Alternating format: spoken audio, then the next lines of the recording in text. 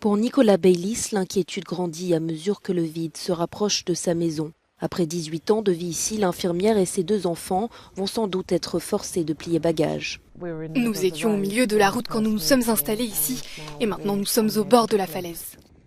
L'érosion du littoral avale peu à peu les habitations du village de Haysborough dans le Norfolk sur la côte est de l'Angleterre.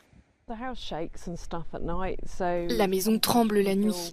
De temps en temps, on peut ressentir des chutes de falaise et ça donne l'impression qu'il y a un tremblement de terre. La maison remue, il y a un autre morceau de falaise qui tombe et il est près de nous. On s'inquiète mais on n'ose pas venir ici la nuit parce qu'il n'y a pas d'éclairage public.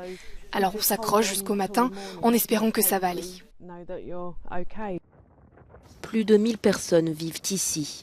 L'élévation du niveau de la mer et le changement climatique qui s'accompagne notamment d'une augmentation des tempêtes sont responsables de l'accentuation de ce phénomène impressionnant. Je suis venu sur cette partie du littoral il y a quelques années et il est difficile de réaliser à quelle vitesse elle disparaît dans la mer. Selon les résidents à qui j'ai parlé, le changement s'accélère et beaucoup pensent que les autorités locales et nationales auraient pu faire davantage pour protéger leurs maisons.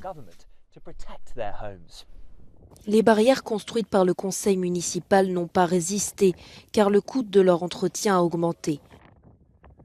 Les autorités locales ont acheté les maisons les plus menacées et ont aidé certains habitants à se déplacer vers l'intérieur des terres.